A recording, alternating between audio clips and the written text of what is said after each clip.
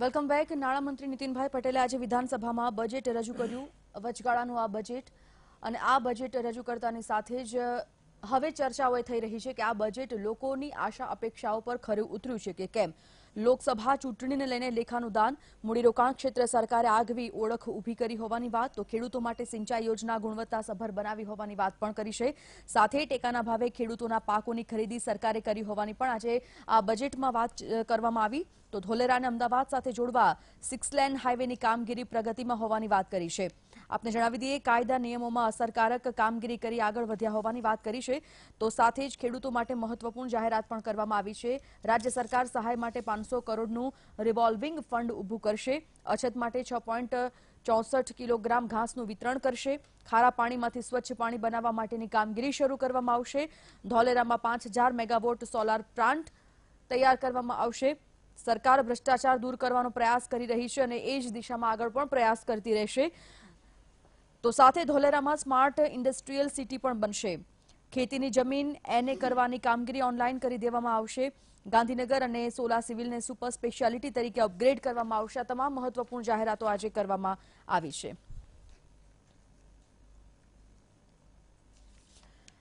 તો આપણી સાથે અત્યારે સ્ટુડિયોમાં જોડાયા છે નરેન્દ્ર રાવત, કોંગ્રેસ નેતા છે વડોદરાથી, અને સાથે છે નિર્મલભાઈ નથવાણી કે જેઓ ઇકોનોમિસ્ટ છે। તેઓ સાથે વાત કરીએ। શરૂઆત આપનાથી કરીએ છીએ નિર્મલભાઈ, આજે નાણામંત્રી નીતિન પટેલે જે બજેટ રજૂ કર્યું છે, એક તો બજેટ પહેલા ખૂબ આશા અપેક્ષાઓ આ બજેટમાં જોવામાં આવી રહી હતી। લોકોનું કહેવું હતું કે ચોક્કસપણે જે થોડા સમય પહેલા કેન્દ્ર સરકારનું વચગાળાનું બજેટ રજૂ થયું તેવું જ અને એનાથી પણ કદાચ સારું હોઈ શકે આ બજેટ। આ બજેટને લઈને પહેલા પ્રતિક્રિયા આપનું જાણીએ, શું વિચારી રહ્યા છો આપ?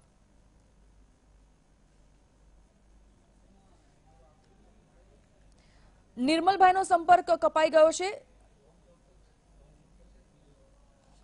ચૂંટણી જી નિર્મલભાઈ,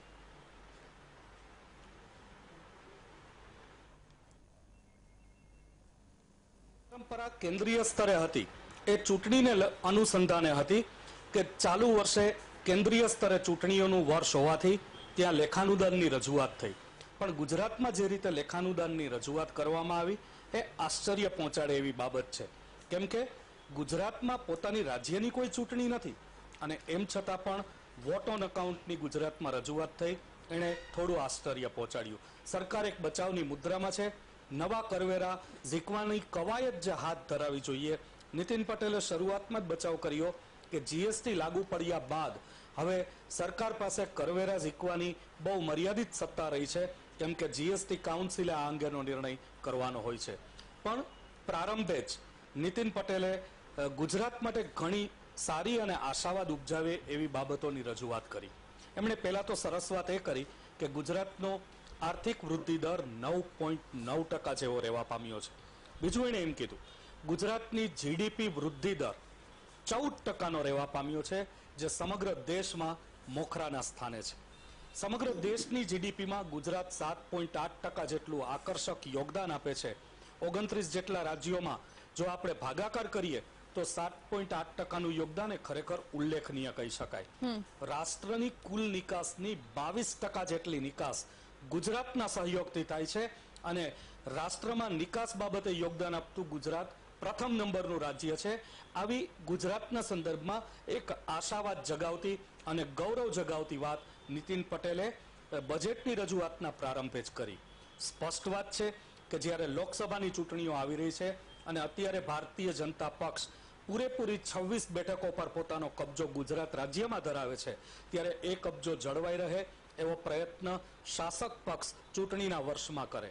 આવી આશાવાદી વાતો કરવાની સાથોસાથ ગુજરાતના કૃષિ ક્ષેત્રને પ્રોત્સાહન મળે એવી વાત પણ કરવામાં આવી। ખેડૂતોની લોન માફીની વાતનો ભાજપે પહેલેથી છેદ ઉડાવી દીધો છે, પણ ખેડૂતોને 0% વ્યાજે એટલે કે નિઃશુલ્ક વ્યાજે લોન મળી રહે એ માટેની જોગવાઈ નીતિન પટેલે આ અંદાજપત્રમાં રજૂ કરી। 27 લાખ જેટલા ખેડૂતોને પ્રધાનમંત્રી પાક વીમા યોજનાના લાભની યોજના હેઠળ આવરી લેવાની વાત કરી। 2000 જેટલી કૃષિ પેદાશોને મિનિમમ સપોર્ટ પ્રાઇસ આપવામાં આવી અને એ માટે રૂપિયા 2172 કરોડનો ખર્ચ કરવામાં આવ્યો એવી વાત ખેડૂતોના હિતમાં નીતિન પટેલે કરી। આવી જ રીતે 1,66,000 હેક્ટર જમીન સિંચાઈ યોજના હેઠળ આવરી લેવામાં આવી. જી 6,985 કરોડની જોગવાઈ નર્મદા યોજના માટે કરી. તો આ બધી બાબતો ગુજરાતના ખેડૂતોને આકર્ષવા માટે કરવામાં આવી છે કે સરકાર હંમેશા તમારી સાથે છે. એવી આશા સેવાઈ રહી હતી કે પ્રધાનમંત્રી સન્માન યોજનાની જે જાહેરાત કેન્દ્રીય વચગાળાના અંદાજપત્રમાં કરવામાં આવી કે જેમાં પ્રતિ વર્ષ ખેડૂતોને ₹6,000ની સહાય આપવાની વાત છે, આવી જ એક સહાયક યોજના પણ રાજ્ય સરકાર આ બજેટમાં જાહેર કરશે એવી એક આશા સેવાઈ રહી હતી. હજુ એ આશાને પૂરતું પ્રાધાન્ય કે સપોર્ટ મળ્યો નથી. એવી કોઈ યોજનાની હજુ ખેડૂતો રાહ જોઈ રહ્યા છે. ઠીક છે, નરેન્દ્રભાઈ રાવત પણ આપણી સાથે છે. નિર્મલભાઈ આવું છું 5 મિનિટ. વાત્સલ્ય યોજનામાં આવક નરેન્દ્રભાઈ, આજના આ અંદાજપત્રને આપ કઈ રીતે જુઓ છો? કોંગ્રેસ કઈ રીતે જુઓ છે? જે આશા અપેક્ષાઓ લોકોને સરકાર પ્રતિ હતી એ આશા અપેક્ષાઓ પર આ અંદાજપત્ર ખરું ઉતરે છે ખરું?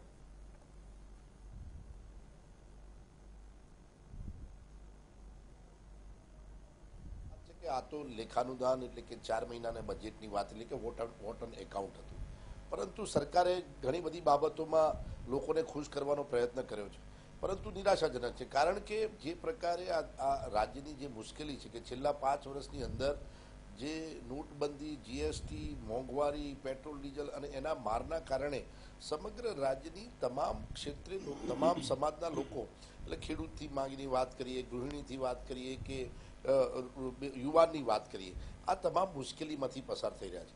સૌથી મોટી સમસ્યા કે સપોઝ નર્મદા યોજનાની વાત કરી તો નર્મદા યોજના દ્વારા ખેડૂતોને પાણી કેવી રીતે પહોંચાડવું એ બાબતનું બજેટ એટલે રૂટીન બજેટ છે.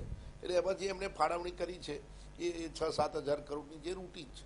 એટલે મેઇન વસ્તુ એ છે કે જે સૌથી મોટો વર્ગ ખેડૂત અને ખેતી પ્રધાન લોકો માટે જે વ્યવસ્થા કરવી જોઈએ, જે પાણી પહોંચાડવું, એમાં કોઈ ઉલ્લેખ એ પ્રકારે થયો નથી. એ પ્રકારનું બજેટની ફાળવણી પણ નથી.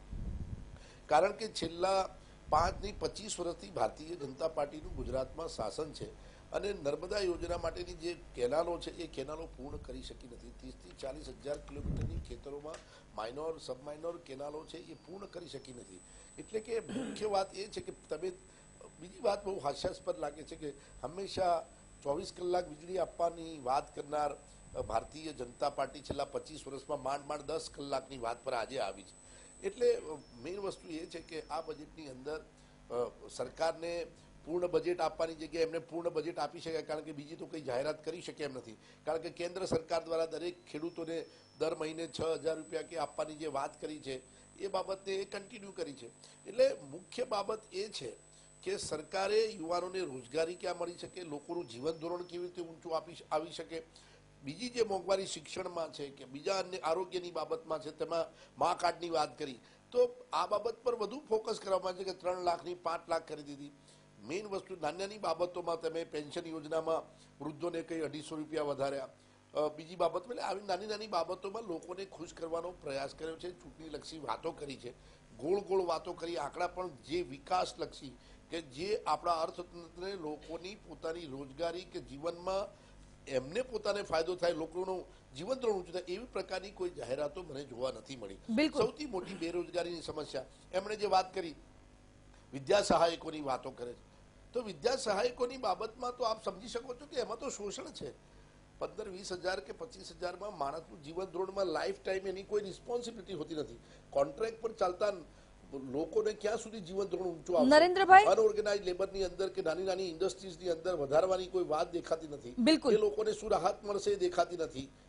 જી બિલકુલ. નરેન્દ્રભાઈ, એક બ્રેક માટે રોકાય છે. આપ અમારી સાથે જોડાયા તે માટે આપનો આભાર. તો જે પ્રકારે આજે અંદાજપત્ર રજૂ કરવામાં આવ્યું છે, વિધાનસભામાં નાણામંત્રી નીતિન પટેલે આ બજેટ રજૂ કર્યું છે. આ બજેટ અંગે ચર્ચા વિચારણા કરીશું. ખેડૂત અગ્રણી આપણી સાથે જોડાવાના છે, સાગરભાઈ છે, સાથે જ કોંગ્રેસ નેતા અન્ય એક મનહરભાઈ પટેલ પણ જોડાશે અને એક્ટિવિસ્ટ ઇકોનોમિસ્ટ છે અને સાથે જ ઈપીપીસીના પ્રવક્તા પણ છે, જાગેગા ગુજરાત સંઘર્ષ સમિતિના પ્રેસિડેન્ટ છે પ્રકાશભાઈ કાપડિયા, તેઓ સાથે પણ આપણે વાતચીત કરવાની છે. આ તમામ લોકો સાથે આ જ બજેટ અંગે વાતચીત કરીશું કે જે સરકાર મોટી વાતો કરી રહી હતી, આ વાતોમાં સરકાર ખરેખર ખરી ઉતરી છે કે કેમ. આ તમામ વિષય પર વાત યથાવત રાખીશું એક બ્રેક બાદ.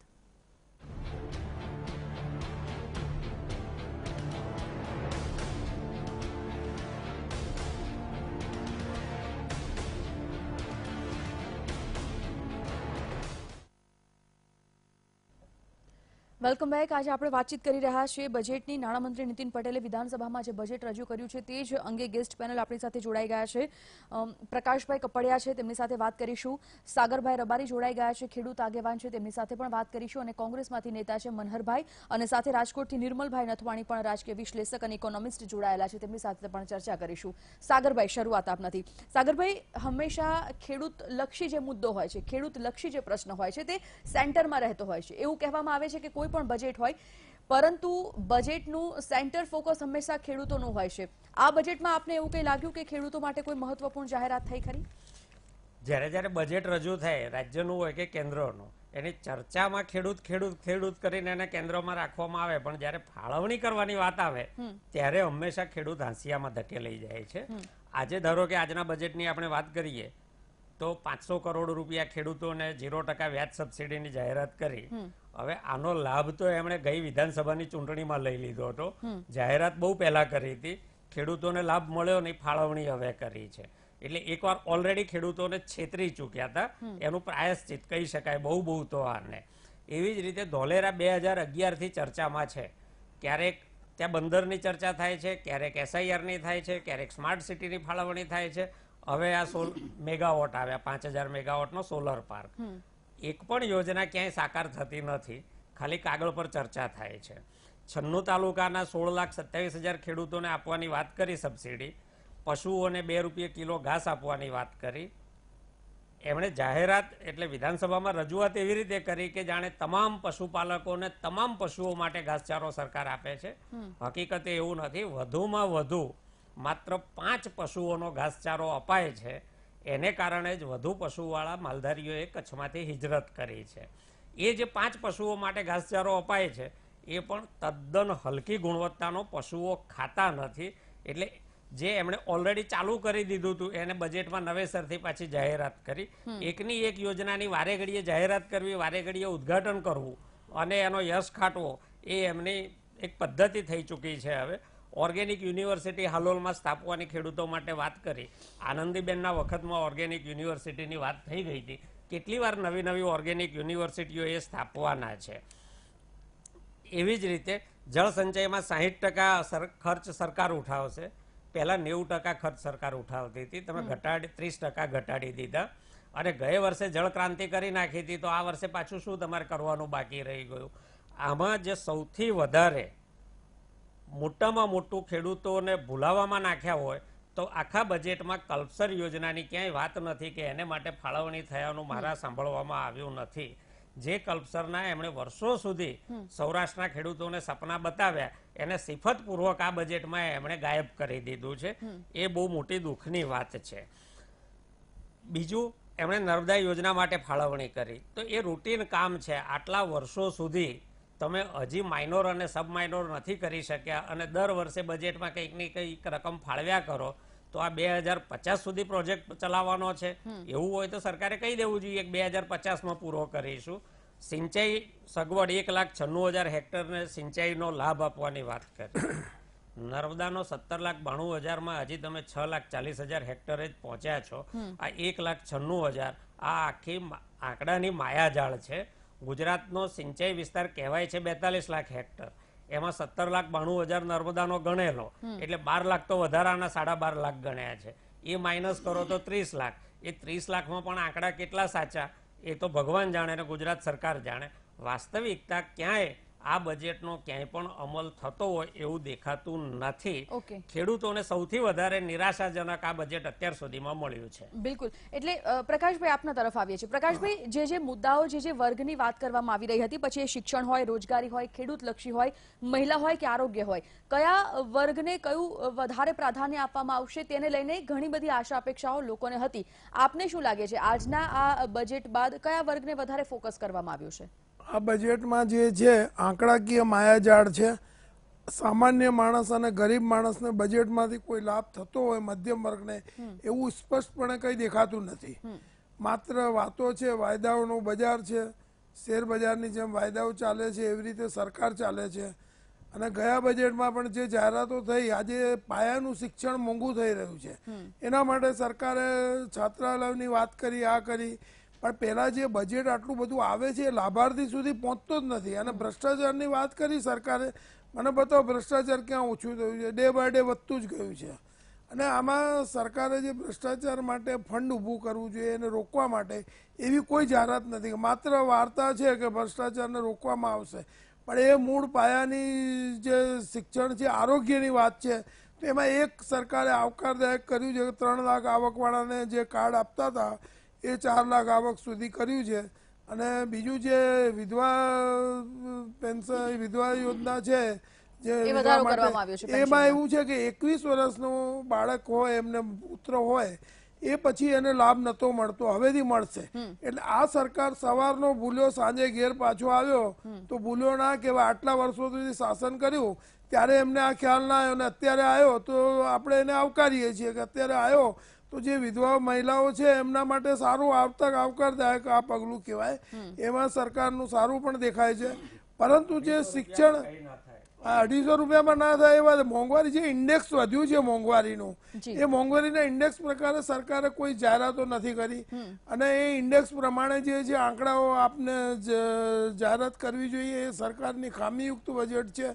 આ ભલે લેખાનુદાન બજેટ કહેવાય, પણ ખરેખર જે આનાથી આરોગ્ય, શિક્ષણ અને ન્યાય, આ 3 આમ આદમી અને ગરીબ પ્રજા અને મધ્યમ વર્ગને જે છે મોંઘું પડી રહ્યું છે, એના માટે કોઈ જાહેરાત નથી. હવે કોઈ પણ GCRT છે, ગુજરાત એજ્યુકેશન રિસર્ચ સેન્ટર, એમાં કેગનો અહેવાલ છે કે એક્સ્ટ્રા પેમેન્ટ આપી દીધું. રૂપિયા આવે છે, બજેટની ફાળવણી થાય છે, જાહેરાતો થાય છે, પણ લાભાર્થી સુધી પૈસા નથી. અધિકારી વર્ગ છે, પોલિટિશિયન છે, એ વચ્ચેથી ખાયકી કરે છે. એના રોકવા માટે કોઈ નાણામંત્રીએ જાહેરાત નથી કરી. મનહરભાઈ, સ્વાભાવિકપણે આ બજેટને આપ તો વખોડશો જ, કારણ કે વિપક્ષમાંથી છો, પરંતુ ક્યાંક ને ક્યાંક આપને એવું કંઈક લાગે છે કે અત્યાર સુધીના બજેટમાં એવી કોઈ વાત નથી આવી જે આ બજેટમાં પ્લસ થઈ છે? નહીં, હું તમારી વાતને થોડીક આમથી એ રીતે જોઉં છું કે અમારી છબી હંમેશા એવી છે કે ભારતીય જનતા પાર્ટી બજેટ આપે એટલે કોંગ્રેસ વખેડે. મારે અહીંયા આગળ તમને એક વાસ્તવિકતા મૂકવી છે કે અમે ખાલી વાત જનતાનો જો લાભ થતો હોય તો અમે એને એવા શબ્દોને એવા મુદ્દાથી અમે વખેડવાની વાતમાંથી અમે નથી, અમારે રિયાલિટી જનતાની સામે મૂકવી પડે. હું તમને ખાલી 3 વાત મુખ્ય કહું કે એ લોકો આપણને શું કામ આવું છુપાવે છે. જો તમારે બજેટ આપવું હોય તો ધારાસભ્યશ્રીને ખુશ કરવા માટે નીતિનભાઈ વારંવાર બોલતા હતા કે ભાઈ જીતુભાઈ અને કે તમારે ત્યાં વિભાવરીબેન એવી રીતે કે ભાઈ ફલાણા ભાઈ તો પંચમહાલમાં તો કે ફલાણા ભાઈ, એ ધારાસભ્યોને નામ બોલી અને એ બજેટ મૂકતા હતા. તો તમે જનતાની સામે જનતાને માટે આ બજેટ આપતા હતા કે ધારાસભ્યો માટે બજેટ આપતા હતા? મારે તમને 3 વાત મુખ્ય કહેવી છે. એક તો વાત એ કે બેટી બચાવો અને બેટી પઢાવો, બહુ મોટું સ્લોગન આપ્યું આ દેશને, રાજ્યની અંદર. સૌને ગમ્યું. હું પણ વિચારું, સ્વીકારું કે ભાઈ દીકરીને માટે બધું કરવું જોઈએ, જે થાય એટલું કરો એટલું ઓછું છે. પણ તમે આનંદ અને અચરજ તમે લાગશે, ખરેખર તમને દુઃખ લાગશે કે 56% બજેટ એની જાહેરાત પાછળ ખર્ચાય છે અને 25% બજેટ જિલ્લા સુધી પહોંચ્યું. 18% 16% તો પત્તા હતા નથી. તો તમે એના માટે એક શબ્દ બોલ્યા નહીં. તમારી યોજના હતી, તમારી વાત હતી. નંબર 2, જે ભાઈ સાગરભાઈએ વાત કરી કલ્પસર યોજનાની, હું તમને કહું 95 થી પાયો નાખ્યો. કલ્પસર કેટલા વિચિત્ર પ્રકારના આપણને આપ્યા. પણ આજે મારે તમને કેવું છે, ગયા બજેટની અંદર 110 કરોડ રૂપિયા એ કલ્પસર યોજનામાં ફાળવ્યા હતા.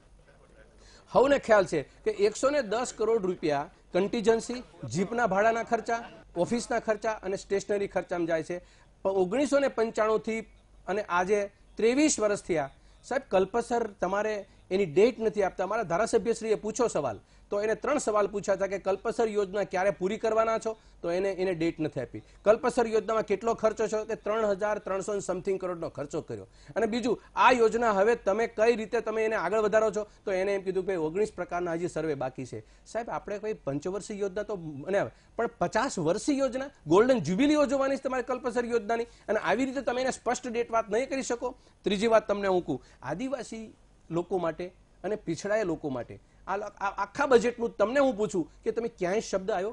સ્ટેચ્યુને યાદ કરી અને ત્યાં આગળ આમ કરવું તેમ કરવું. એ આદિવાસી પ્રજા માટે, એ લોકો માટે જમીન માટેના 40% લોકોને તમે જમીન નથી આપી શક્યા, એ વાત તમે ન કરી. નંબર 4 વાત એક સાથે મૂકી દઉં, જમીન માપણી જેવો ઇસ્યુ ગયો. તમે બધી વસ્તુ તમારા વહીવટી અણઆવડતને કારણે બનેલી વસ્તુ તમે કોઈ લોકોને તમે કંઈ કરી શકતા નથી અને તમે એને યાદી ન કરો. અને છેલ્લે વાત મૂકું કે વિદ્યાર્થીઓ માટેની વાત કરી કે ખેલ મહાકુંભની અંદર નીતિનભાઈએ 5 મિનિટ સુધી આ ચર્ચા કરી. મારે તમને કહેવાનું મન થાય કે 30 કરોડ રૂપિયાના ઇનામો આપ્યા. અહીંયા મારે તમને કહેવું પડે છે કે 316 કરોડ રૂપિયા ટોટલ ફંડ ફળવાનું. એની અંદર 43% ખર્ચો ટોટલ બજેટમાં એનો ગયો જાહેરાતો અને આ પાછળ 23% ઉદઘાટનમાં ખર્ચો ગયો. એટલે હું તમને ફિગરમાં ગણાવું તો 72 કરોડ રૂપિયા પરચૂણ ખર્ચો બતાવ્યો છે ને 21 કરોડ રૂપિયા જાહેરાતનો ખર્ચો અને 86 કરોડ રૂપિયા આયોજનમાં. તમે મને બતાવો આ દેશ માટે એ બજેટ ફાળવે છે અને બજેટ મૂકે છે. 316 કરોડ રૂપિયાનું બજેટ છે, એમાં 30 કરોડ રૂપિયાના ઇનામો આપ્યા. એમાં તો એ ટાપલી પીટાવે છે ધારાસભ્યો પાસે ભારતના. મારું કહેવાનું એમ છે કે તમે લોકો જ્યારે આવી વાત કરવા માટે તમે જ્યારે વિધાનસભામાં બેઠા છો તમે લોકોને સ્પષ્ટ વાત બોલો ને, શું કામ આવું છુપાવો. અને છેલ્લે ગૌસેવાની વાત કરી દઉં. ગૌસેવા માટેની શબ્દ વાત કોને કરી? આયોગ બનાવ્યો ને આપણે, ગૌચરને યાદ કર્યા આપણે. ગૌચરો તો કેટલા થયા, હું થયા તો બધા લોકોએ ચર્ચા કરી લીધી. પણ ગાય માટેની વાત 2 કિલોગ્રામની વાત કરી સાગરભાઈ. અમને મને કહેવાનું 96 તાલુકાને આપ્યું. ગાયો માટે અત્યારે જે છેલ્લા 2 વર્ષની અંદર ગયા બજેટની અંદર વાત તમે કરું, ગયા બજેટની વાત એક ટૂંકી વાત કરું, 568 ઢોરવાડા હતા, મતલબ એ ગૌશાળાના આયોગ પેલા હતા. એની અંદર 14 કરોડ રૂપિયા ફાળવ્યા હતા. અને આ વખતે એને 2017-18 ના અંદર 11 કરોડ રૂપિયા ફાળવ્યા. એટલે 437 કરોડ રૂપિયા ફાળવ્યા. મારું કહેવા એમ છે કે તમે 131 ગૌશાળાને તમે કેન્સલ કરી નાખી. તમારી પાસે કયા મેજરમેન્ટ હતા તમે ગૌશાળાને કેન્સલ કરી? સરકારે બ્લુપ્રિન્ટ નથી આપી. આ પડદા પાછળની વાત અને પડદાની અંદરની વાત, વાસ્તવિકતા ઉપર આપણે જઈ અને બજેટ આપો તો હું પણ દિલથી વિચારું કે સ્વીકારું કે આ બજેટ સારું છે. એટલે તમે મને જે પહેલો સવાલ પૂછ્યો હું ખંડન એટલા માટે કરું છું. આમાં આમ પબ્લિક ક્યાં આવી મને કહો તમે. બિલકુલ. ચલો, સમયનો અભાવ છે, ચર્ચા આપણે અટકાવવી પડશે. મનહરભાઈ આપનો, પ્રકાશભાઈ, સાગરભાઈ અને નિર્મલભાઈ આપ ચારેયનો ખૂબ ખૂબ આભાર સમગ્ર ચર્ચામાં જોડાવા માટે. તો નીતિનભાઈ પટેલે આજે જે બજેટ રજૂ કર્યું છે સ્વાભાવિકપણે લોકો એટલે કે ખાસ કરીને ભાજપ તરફી જે સમર્થકો છે તો આ બજેટને આવકારી જ રહ્યા હશે, પરંતુ ક્યાંક ને ક્યાંક બીજો જે વર્ગ છે, જે વર્ગ આશા અપેક્ષાઓ સેવી રહ્યો હતો કે આ બજેટમાં અમારા માટે કંઈક ખાસ હશે, ખાસ કરીને ખેડૂત વર્ગ, તેઓને ચોક્કસ આ બજેટથી નિરાશા વ્યાપી છે. અત્યારે બસ આટલું જ. નમસ્કાર.